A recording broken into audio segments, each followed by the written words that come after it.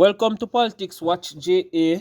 Today we have to ask Wally a question. You see, when time you have media personality a pick up for politician, it might appear as if the media personality is a friend or is one of the propagandists. We call propagandists. We call Mr. Logics. Yeah, man, same propagandist. You're correct. Propagandists. So on Sunday, June 25, Professor Caroline Cooper wrote an article that was released in the Gleaner, and it questioned whether Nigel Clarke is a figurehead. So Politics Watch JA on Monday, June 26, released an article that Nigel Clarke is a puppet. So on June 27, 2023, Tauna Thomas, presenter at Nationwide 90 FM, defended Nigel Clarke by saying that he is not a puppet. As a matter of fact, I'm going to let you viewers and subscribers listen for yourself. And viewers and subscribers, may I ask you if you give me a comment and tell me whether you think that Nigel Clarke is a puppet or figurehead, or if you think Thomas is correct that Nigel Clarke is not a figurehead. Alright, so viewers and subscribers, let us check out the clip of Tauna Thomas defending Nigel Clarke as not being a figurehead. There was an interesting column in the Gleaner on Sunday, and we spoke briefly about it yesterday as well, Ricardo. And noted that we in our different circles on Sunday, we had conversations about it. But that interesting column in the Gleaner on Sunday was written You're being charitable, by the way, by calling it interesting. Yeah. I have some choice adjectives, and interesting is not one of them. Yeah. When I read it, I said, interesting. Yeah, that was my first reaction. It was written by Professor Caroline Cooper, and the column was built, listeners, on the question, is Nigel Clarke a figurehead? And by the simplest of definitions across several online sources, if you were to make a search, the meaning of that word is a leader who has no real power. And in the column, Professor Cooper assesses Dr. Clarke as the Minister of Finance on two main fronts and questions if he has any real power as the leader of that critical ministry. And the direct question penned in the column now was, is Nigel Clarke really in charge of his ministry? The arguments that were used to support the question were two recent matters where the minister publicly declared ignorance.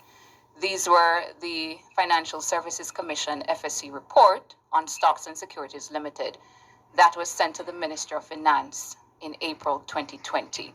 And of course, this report became a talking point during the early days of the SSL fraud scandal. The minister had come out declaring strongly that he wasn't aware that the document had been sent to his ministry, to his office. The minister noted that it was never brought to his attention as well. He also informed the nation that during his time at the helm of the Ministry of Finance, neither the FSC Board of Commissioners, nor the FSC Executive Director, nor any person from the FSC had ever raised stocks and securities with him in any way. And the minister told the nation that he had to dig up the offices of the Minister of Finance to locate the report. That's one.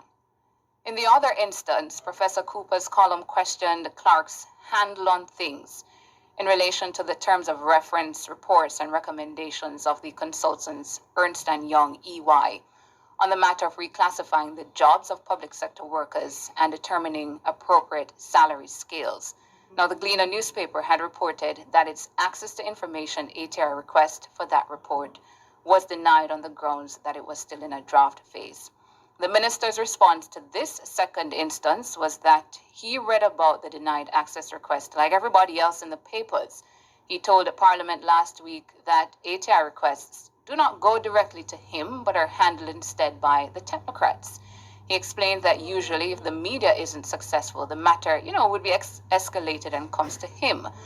Dr. Clarke argued that this time they chose not to escalate. He further argued that they just went and printed it, and he saw it in the newspaper for the first time, like everybody else. Now, to my mind this morning, questions are indeed meant to be asked, and based on the responses to her column, Professor Cooper wasn't the only person questioning these two instances. Many have also responded to her key question at the end of the column and declared that Dr. Nigel Clarke is in the dark and appears to be a figurehead Minister of Finance. But I disagree, and I'll tell you why. Clarke has been at the wheels of the Minister of Finance from 2018, about 6 years. And based on what you've come to learn about how the minister operates, it is far from accurate to draw the conclusion that Clarke is powerless and operating blindly. I'd say he's the complete opposite. The most recent example was this very compensation restructuring exercise, where it was common talk that the minister is a man who wants to be involved in every process, even though there are dozens of unions to meet and settle with. That approach was received in many ways by the public, but understanding the gravity of what was being attempted, it's also understandable why Clarke wanted to be right there with the minister's technocrats in those negotiations. That most recent example aside, the minister has spearheaded policy prescriptions during his tenure that certainly doesn't reflect to me figurehead vibes, as young people would say. The independence of the central bank doesn't sound like figurehead vibes to me. The establishment of the Independent Fiscal Commission doesn't sound like figurehead vibes to me. I could go on further, but it's fair to say that the finance minister hasn't taken his hands off the wheel. What I'll say about the two instances cited, though, Ricardo, was that no matter what happens within a ministry, the buck stops with the minister, and that may be the bite. It might not be fair, but all the scolding and criticism when something goes wrong or appears to go wrong is placed right on the minister's plate. Because in the instance of SSL, I can't recall an administrative breakdown being considered or persons being critical of the administration or the staffers. The criticism was leveled squarely at the feet of the minister. In the other instance of the EY report, it was similar.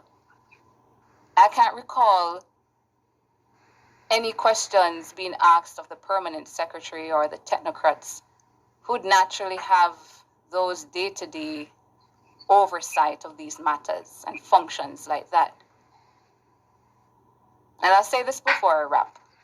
When you think about it, Ricardo listeners, no private sector corporate company functions, for example, with their CEO having to be tasked with doing everything or needing to rubber stamp everything in that organization.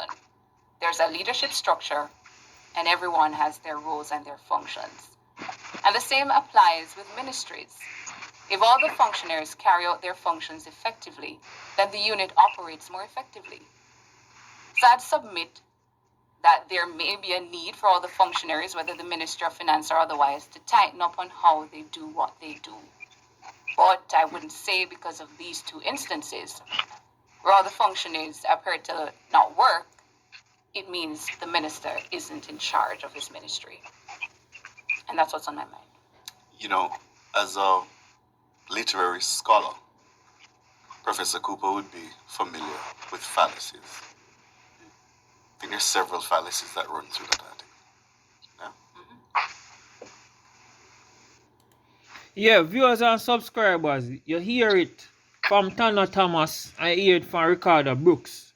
But first, viewers and subscribers, Mr. Logic, you did that with me? Yeah, man, I'm here, man. Let me say, RICARDO Brooks, you need to apologize to Professor Carlin Cooper. You are very disrespectful. You are claiming that the lady article have fallacies in there, but you have not provided any evidence of fallacy in Professor Carlin Cooper's article. Tauna Thomas give her arguments, but you gave no argument to support your claim. Therefore, you must apologize. You must apologize to Professor Carlin Cooper. Cliff Hughes, you can't have a man work for your station and him a disrespect Professor Carlin Cooper, who has given her scholarly work for years at the university and in the Gleaner and a little man when we don't know him qualifications. Me Ricardo Brooks, I go say the lady article of fallacies without even giving any argument to support his claim. So me I look for Nationwide and Ricardo Brooks apologize to Dr. Professor Caroline Cooper. You get me, I say, Mr. Logics? Yeah, man, and I agree with you 100%. I think the fact that you cannot provide those fallacies in the article, right? You can't prove those fallacies in the article. You can't provide that to the listeners and the viewers. Then you need to apologize. Yes, viewers and subscribers. So let us now try and dissect Tauna Thomas' arguments, right? So first, Tauna Thomas, I say, in any private company or the ministry, the head or the CEO that would have been Nigel Clarke is not responsible for the day-to-day running of decision making, right? But I disagree with that, because if Nigel Clarke run a private company or the ministry, there should be some lines of communication and reporting of important matters to the CEO and the minister, because it's upon those reports and communication that the minister have to act. Mr. Logics? Yeah, man, and I agree with you. You understand? And another thing, she has said the permanent secretary, there is nobody couldn't think about say there was some administrative blunder. But me I say, me not see when Nigel Clarke come and blame the permanent secretary or no administration for not giving him information in regarding to the SSL report. So Logic, so you agree with what she has said? No, I think what she's saying, it comes across very political motivated, right? And my reasons for saying that is there is no reason to attack Dr. Caroline Cooper points, given the fact that she clearly outlined her points and the reason behind her points. Alright, a figurehead is a nominal leader without our head without real power, right? If the finance minister, remember we're talking about the business of the country. This is the business of the country, The most important part of the country. Most important part of the country. It is like the most important ministry within the country. And if you are not having proper communications with your permanent secretary and those officials, your officials within the technocrats within the finance ministry, the technocrats, right? If there's a breakdown of communications within your ministry, you know who's supposed to take full responsibility for that? Is actually the finance minister. No, but because right? In most developed countries or democratic countries, the finance minister would have lost his job. No, Let us just be frank about it and very clear. He would have been fired by the leader of the country. Hold on, Mr. Logics. How if you have a finance minister in a Jamaica where him and learn about stuff in a Gleaner like we the normal citizens, and him have technocrats and permanent secretary? That means exactly he's a figurehead. That means he's a figurehead. And guess what? Also, if he's learning about things in the Gleaner, that means one of his technocrats within the ministry is actually undermining his authority, which then means that he's a figurehead. Because if you're not a figurehead, it means that you have full control and authority over your ministry and communication. And once you have that, it means that communication will flow easily. But the fact that somebody will leak information to the Gleaner, because that's basically what happens. Somebody leak information to the Gleaner from your ministry, it means that that person is undermining your authority, and you don't have full control over your ministry. You are a figurehead. No, but may I say still another thing.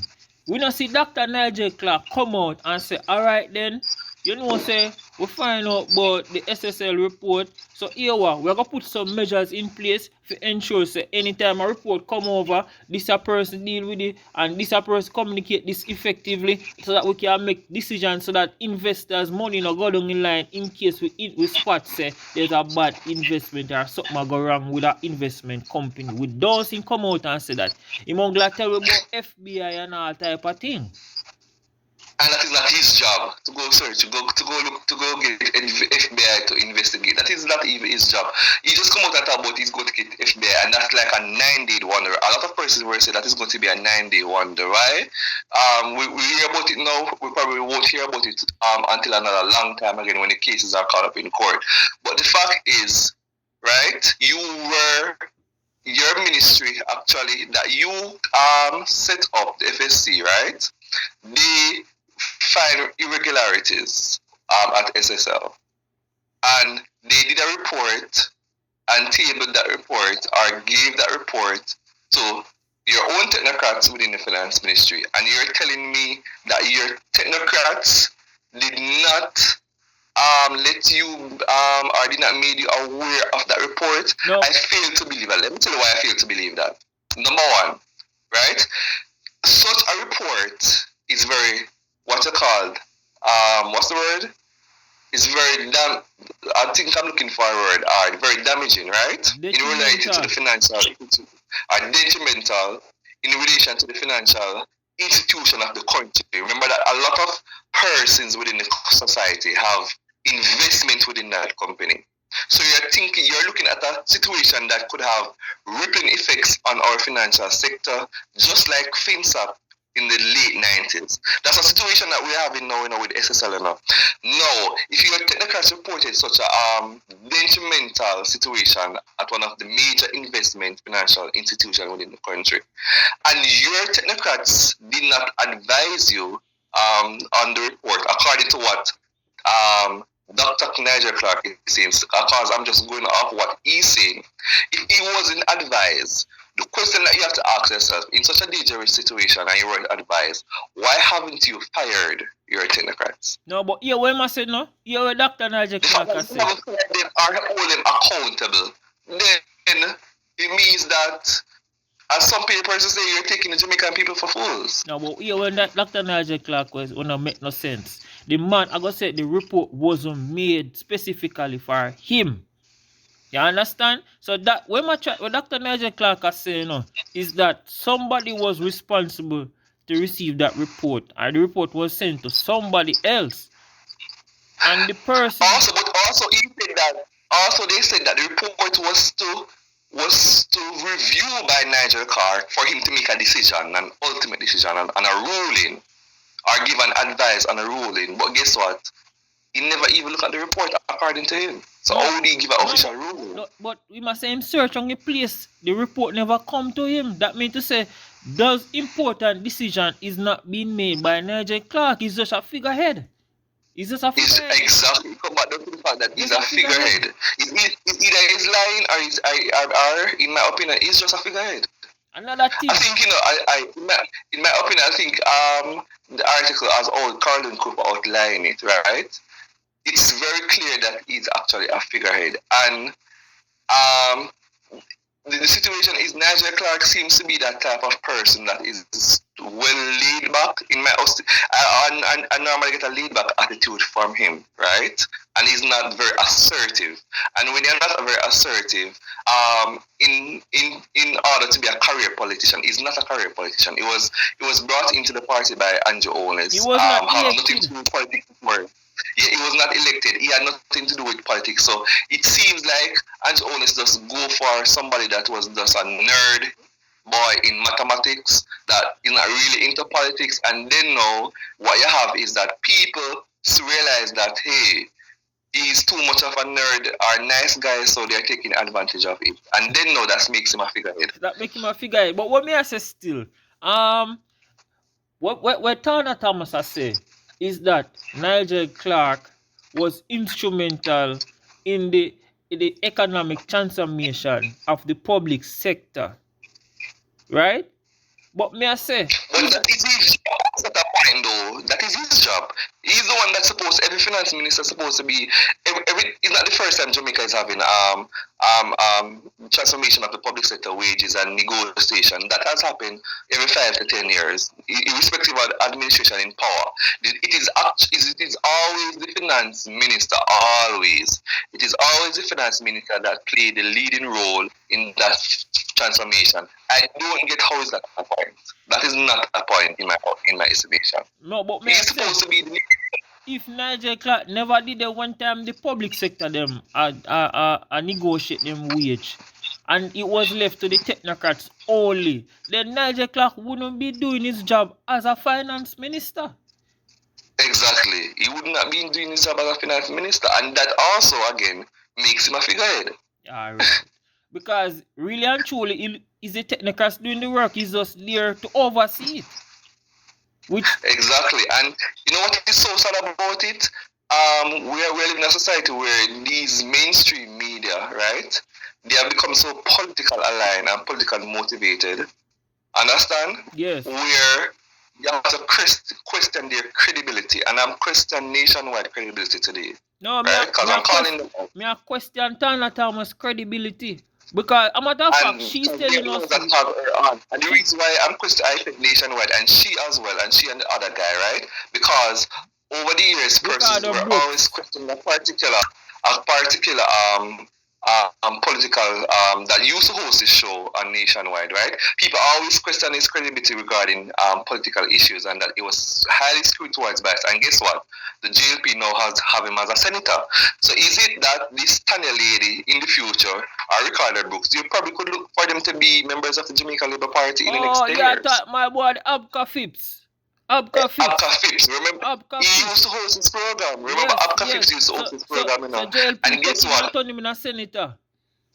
And guess what? They are like propaganda machine, right? I mean, I wonder for the government. Propaganda machine for the government.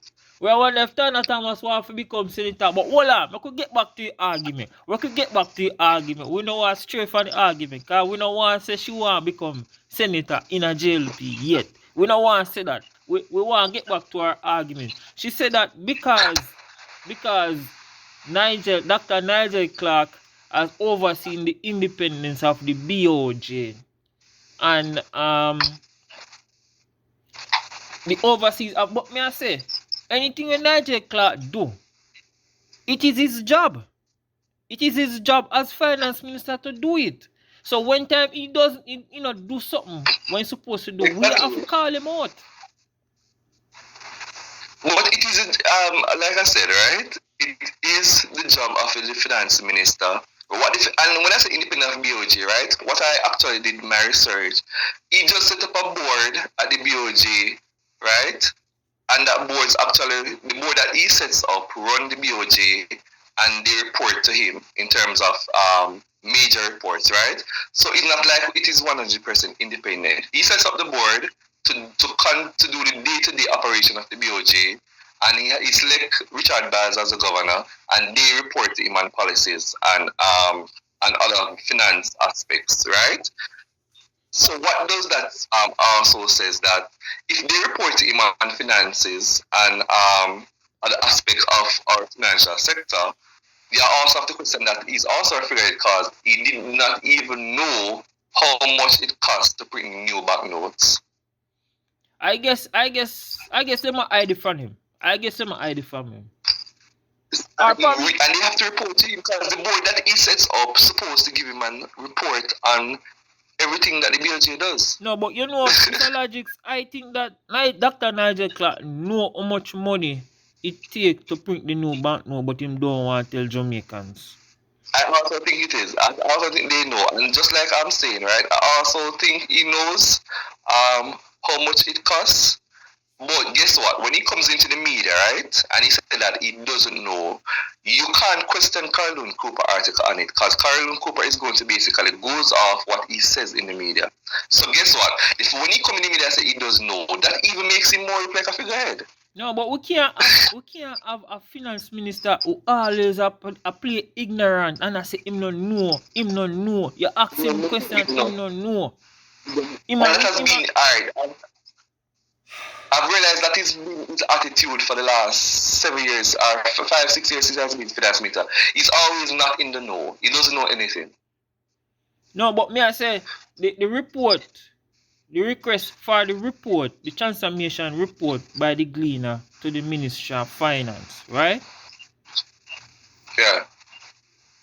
Why is it that when time them request the report, even though I'm say him no, I know him really responsible for the granting of the report to access to information, then why is it that after whoever refused to release the report to the Gleaner, them come to him?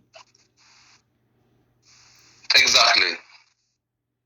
After they release the report to the Gleaner, they come to him, and that also it does look good on it does look good on him or his part, and you have to also question they are doing all of this. It's technocrats, right? So why are they still in a job?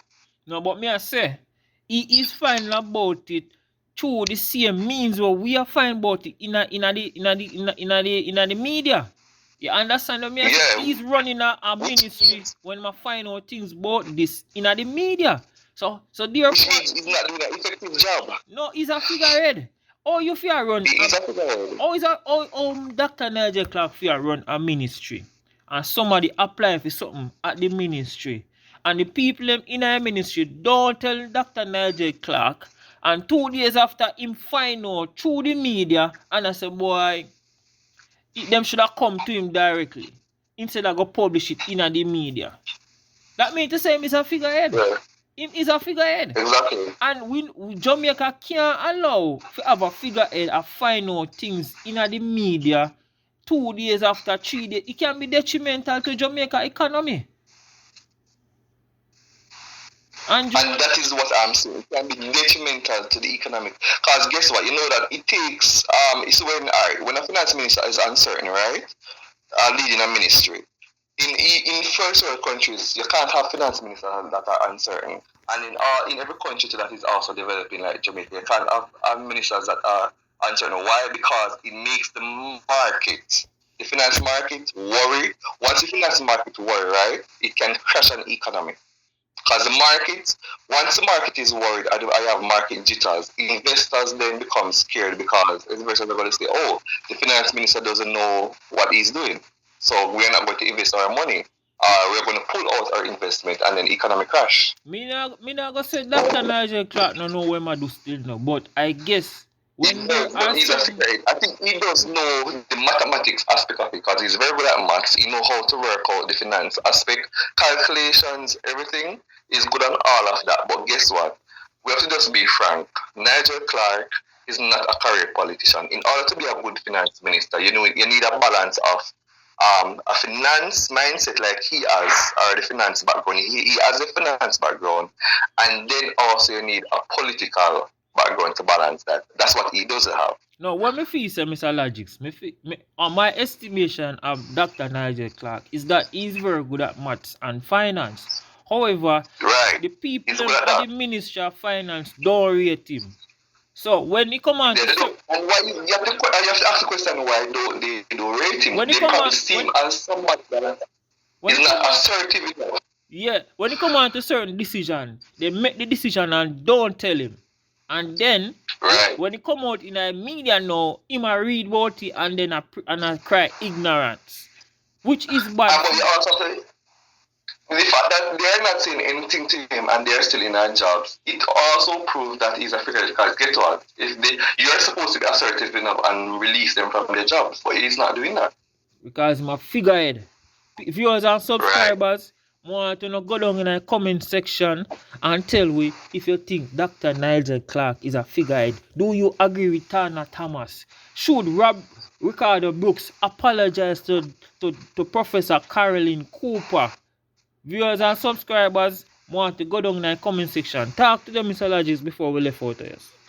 Viewers and subscribers, go down into the comment section. Give us your feedback. Ensure that you also like the video and like all the other videos that we have done before since this political watch JA channel. So ensure that you like all the videos from our inception and also share our channel, Politics Watch JA, and also encourage your friends, your families, those within your communities, as well as those at your workplace or schools, to like, share, and subscribe to our channel for the best in local affairs, politics, and current affairs. Mr. Logics, may I tell you, Ricardo Brooks, I want you apologize to Professor Caroline Cooper. You don't do that youth on live radio, yeah? Don't be disrespectful. Viewers and subscribers here for you again, yeah? Alright, Mr. Logics.